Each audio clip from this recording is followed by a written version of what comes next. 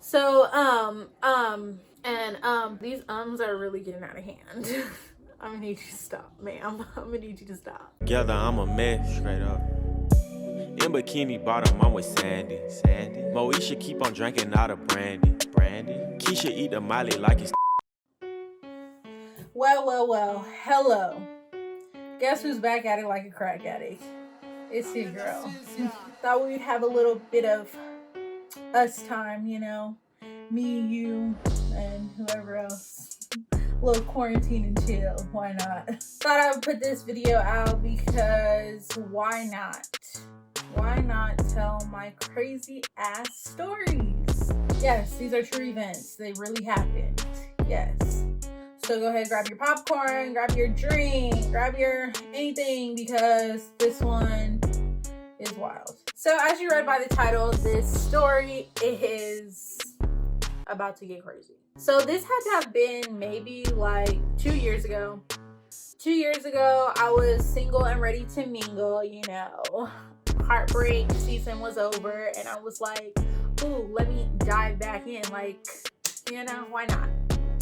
So I dived back in. I dived into this app called Black and was like, okay, I could probably promote my Instagram on here, and I could probably like meet cool people on there. It was a pretty decent app for the most part. I wasn't on it for too long. Started getting really annoying, yes. As most apps do. So on this app, I ended up matching with this dude. We're gonna call him Larry. We'll call him Larry. Yeah, Larry the Lobster. Why not? Just Larry.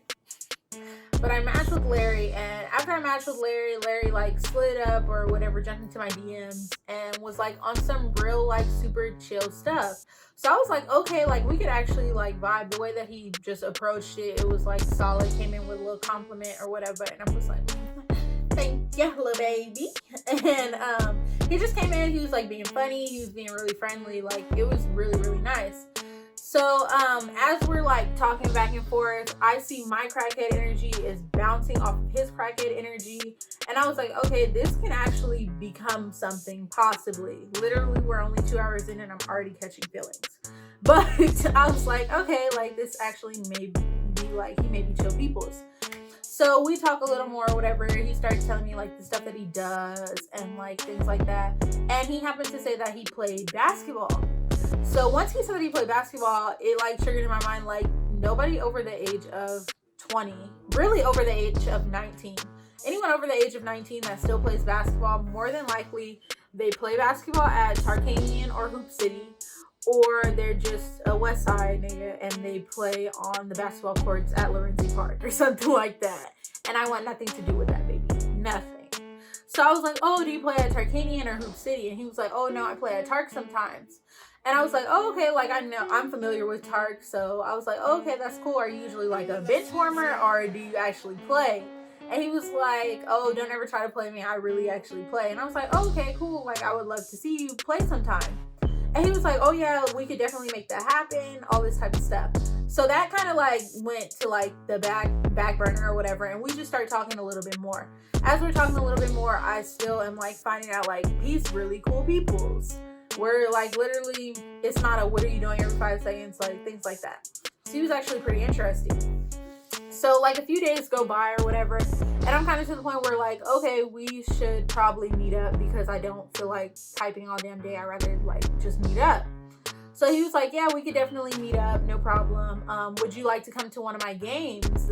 I'm gonna be playing on like Friday or something like that. And I was like, oh yeah, sure. Like I would want to come to one of your games, no problem. So he was like, okay, I can come pick you up and we can just head over to Tark and you can watch me play. And Tark is not like super far from me, but it's not like that close either. It's cool, like 15-20 minutes away from me. So either way, he was driving out of his way to come get me, and I was like, oh, okay, like we could definitely do that. And I kind of like took that into consideration, like, okay, he really is cool peoples or whatever. So he comes, picks me up, this like the next day, he comes, picks me up, and we head over to Tark, so I could watch him play. We go up to Tark. Like I said, I'm familiar with Tark. I know the people at Tark and all this type of stuff. So I see him play. Like the game went into overtime. Maybe that game wasn't his best game, but he was pretty decent, at least to me or whatever. He introduced me to like his teammates, all that type of stuff. Like, it was cool stuff. After it was over, like, we ended up getting back to the car. We're still playing, joking around, everything like that. Like, literally, you would have thought that we knew each other for a long time before this. Like, you would have thought we were friends for like years before this, because just the way that our energies were bouncing off of each other, it was just like, it was cool all around, like, just cool. So we get back inside the car. He takes me home, and as he's taking me home, he's like, oh yeah, we should hang out again after this, and actually like go on a real date or something, either lunch or dinner or something like that. And I was like, okay, like, we could do that. I don't have any problem with that. That would actually kind of be better, so we can actually like really talk, you know.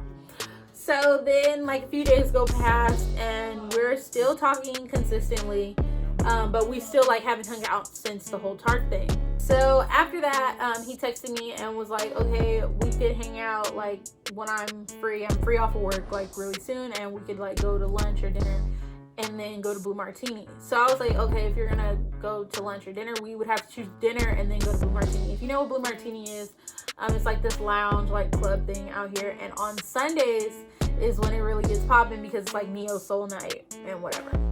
And I was like, okay, like, cool, no problem, we can go to that. Like, I would have a good time after we get done eating to go to that. And it was Sunday. We went out Sunday and we went to go eat dinner. Everything was chill, it was cool. I came dressed for the occasion of going to dinner and going to the club after. I didn't wear my heels, so I just brought my heels with me and then wore like flats or whatever. And I get inside the car and I look to see like what he's wearing, and he's literally wearing like tennis shoes, like these ripped jeans, and like a regular shirt like what I'm wearing right now. And I was kind of like, okay, I don't really think that's gonna be like the right thing to wear to Blue Martini, but whatever. And Blue Martini, it doesn't have like a strict dress code, but there is like a little bit of a dress code. You got to be looking kind of presentable, you know? And that was presentable, but it wasn't just Blue Martini presentable. So I was just like, oh, okay, like, you're not really dressed for the occasion or whatever. He was like, oh yeah, we're just gonna head to my house first. I mean, we're gonna head to my house after we get done eating, and so I can go get dressed. And in my head, I'm kind of like, okay, we're gonna head to your house. I don't know about that one, Chief, because that's an easy way for me to get murdered. That's an easy way for me to get robbed. That's an easy way for me to get kidnapped, because now you're bringing me into your home. So I was like, okay, like, just trying to play cool, like, okay, all right. So as we're already like at dinner or whatever, it went fine. Everything was cool. Like I said, he was really cool people, and I'm a pretty good judge of character majority of the time. So I was like, well, after dinner, if he's gonna kill me, at least I got a good meal in. Like, that's the best I can say. I got a good meal in. So we get back into the car to go head to his house, and I'm like texting everybody in the group chat like, oh, okay, we're about to head to his house after dinner so he can go get dressed for the club after this and the other. I'm sending my location, like the whole nine, just in case something happens. Just in case. And the group chat is messaging back or whatever. It was all good. So we're like driving back to his house. Mind you, his house was all the way on the north side. North side is not the side to mess with. I mean, nothing is really wrong with it. It's just not my side of town. I don't mess with it like that. That's where the hood babies be at. And no. So we're driving or whatever to his house, and all I hear is whoop whoop. That's my sound interpretation of a police car and scene. So we hear like the police sirens and see the police sirens and hear the police car. So I'm kind of like, okay, I look back and I'm like, okay, we should probably pull over or whatever. And he pulls over and the cop comes up to the car. And when the cop comes up to the car, he obviously asks for like license and registration or whatever. Larry ends up giving him the license and registration. And I'm kind of like sitting there kind of like hesitant a little bit because I'm low-key kind of scared. Only because obviously being black with police is not a good rep. And especially being with a black male is also not very good. And you know how the North police, or if you know how the like Northside police are, they will give you a ticket just right off the bat. They just want to give you a ticket for every little thing. So I'm like, okay, we're for sure gonna get a ticket. So we're like sitting here waiting for him to like run his ID and his registration or whatever. And as we're sitting in the car, like I said, I'm like sitting here like low-key heart is racing and whatnot. And he was like, oh, well, I need to tell you something. And I'm like, okay, what do you need to tell me? Okay, but I want to tell you this, and please don't be mad. When somebody says, please don't be mad, that must mean, like, you know this is about to piss me off. So I'm just sitting here like, okay, if you don't hurry up and tell me, first of all, I hate anticipation. Second of all, just tell me what it is so I can decide how I want to feel. You know what I mean? So he's like, yeah, I got a few warrants, and my registration lapsed for like 4 months now. When I tell y'all, my heart literally sank. It literally sank. Like, it sank into my stomach, and I was physically ill. I really wanted to say, like, how come you didn't tell me this already? But I mean, I understand you never thought you would be getting pulled over on the second date, I'm sure. But like, fuck, like, really? So I'm like, okay, in my head, I'm thinking like, sir, you're going to jail. And it's unfortunate because I'm not going to be able to take your car. Like, your car is getting taken too. So I'm like really thinking that in the back of my head. And I'm just like, okay, I'm ready to just hop out the car, try to make a run for it. Maybe into the police car and tell them that I do not know him. But I'm just like, okay, no problem. Like, maybe they won't find that you have warrants, and maybe they'll be cool and won't arrest you. And as we're like talking, going back and forth or whatever, all I hear is pop, like a gunshot pop. And I'm like, okay, I'm just like, let it slide. Like, cause it was literally just one pop. And I was like, okay, like, I'm gonna just put that in the back of my mind. And we're still like going back and forth. So after that, I was kind of like, okay, cool. Like, maybe they won't find anything on you, blase, blase. Not even a minute after the first gunshot, 2 more gunshots go off. And I hear them loud and clear. Like, they are fairly close. Those gunshots were close. So I'm like looking around like, okay, what is about to happen? And I see another police car pull up behind that police car that stopped us. So now I'm kind of like really getting concerned. Like, when you see 2 police cars pulling up, you know for sure you're going to jail. So once the second police car pulled up and the gunshots had just went off, I'm thinking in my head, like, I know I'm not tripping. That was definitely gunshots. And I looked at him and was like, that was gunshots, right? And he was like, yeah, that definitely sounded like gunshots. So now I'm sitting here stressed out. I mean stressed. Like, to the T. Stressed. Gunshots going off. 1. We got 2 police cars behind us. Like, what is about to happen? What is this? This is gonna be the end of my life. Am I going to jail? Am I going to jail right now? And the policeman comes back up to the car and literally throws his ID and his like registration into the car, like throws it in the window, and was like, y'all have a good night, just get out of here. And we both look at each other like, no problem. Say less, sir. Let's hurry up and get out of here. So we skirt off. As we skirt off, why did this fool say, man, shout out to whoever got shot. They just let me off. I said, sir, is everything okay in your mental? Is everything all right up there? I mean, I'm grateful that you got away or that we got to go free, but like, damn, I hope nobody's shot. So now, like, I'm texting everyone I know at this point. Everyone. My mama, the group chat, my bestie, everybody like, yeah, he got warrants and all this stuff. I'm in his car.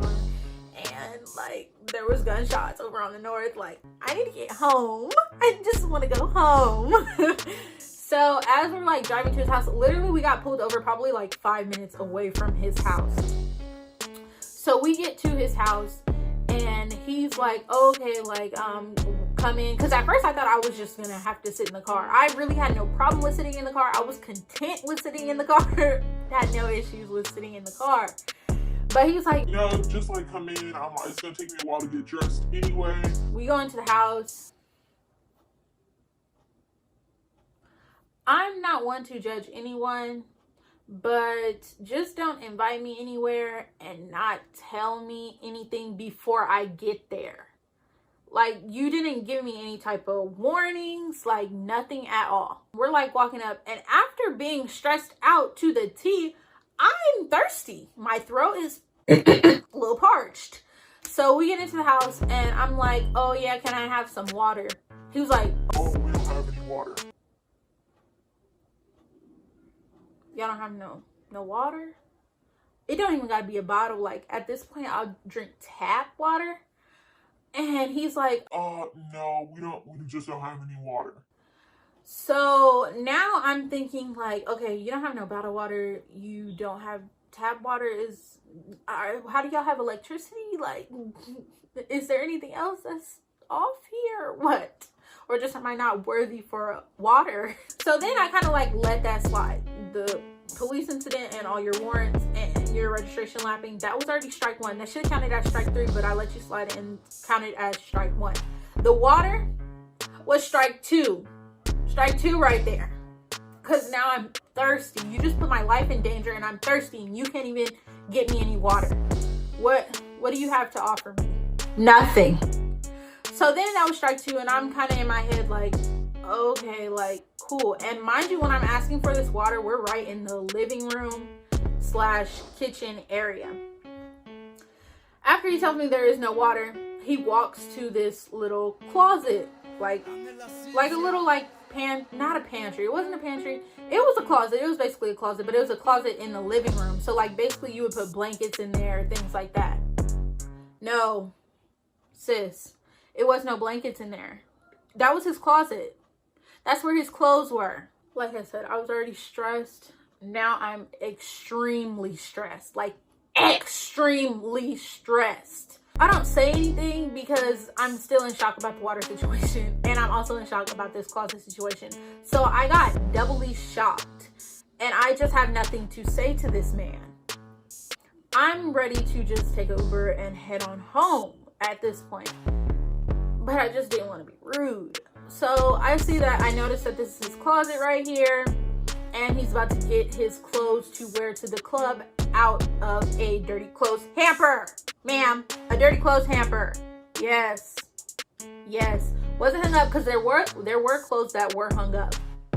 But no, he got this out of a hamper that had drawers in it and dirty socks in it. So now I'm even more concerned. So I was just in my head like, no, this can't be real. This is some kind of joke. Am I on punked? Is there cameras here, and here? Because somebody needs to show me. Somebody needs to show me that this is fake. So after he gets the clothes out of the dirty clothes hamper and everything, he goes to like, actually, I tried to give him the benefit of the doubt. I think that's really why I didn't like go home off the bat. Mind you, he was pretty cute. Like, he was pretty cute.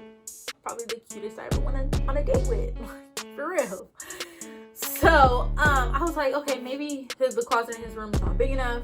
And he just moved it over to this closet, like, whatever. I think that's why I looked past it. He said, oh yeah, don't worry, I'm gonna just go ahead and get dressed. And I'm like, okay, you're gonna go ahead and get dressed in your room. You want me to wait right here? No, I'm gonna just get dressed right here because, like, this is my room. This is your room? This living room? The common room? The living room is your room. Ooh, child. I'm gonna just head out. Like, I should have just headed out. But I didn't.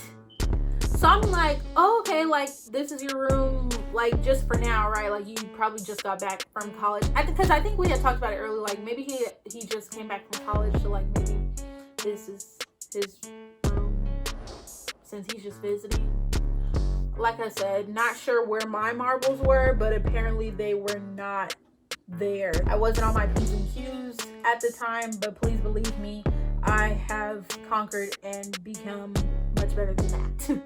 So I'm like, okay, like, no problem. I have no issues with that. Go ahead, get dressed if you need to, you know? This is your room. I'm just a guest here, you know? So he gets dressed and everything. And I should have knew that it was his room. Like I said, look past it a lot. Look past a lot of things. I should have knew it was his room when I seen two sectional couches pushed together, like literally pushed together like a bed in the living room. But like I said, looked past it, but I should have known better.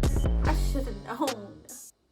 So now at this point, I'm just like, all right, all the strikes, 1, 2, 3, it's only 3 strikes in the game of baseball, and you're at like your 5th one. Like, you've batted twice now at this point. So I'm just like, okay, let's hurry up. You need to get dressed, hurry up, and we could just head to Blue Martini, because now things are about to get better when we go to Blue Martini. I'm about to have a good time regardless of any of this. I'm about to have a blast at Blue Martini. We get to Blue Martini. As soon as we get to Blue Martini, we literally hop out the car and start walking to Blue Martini.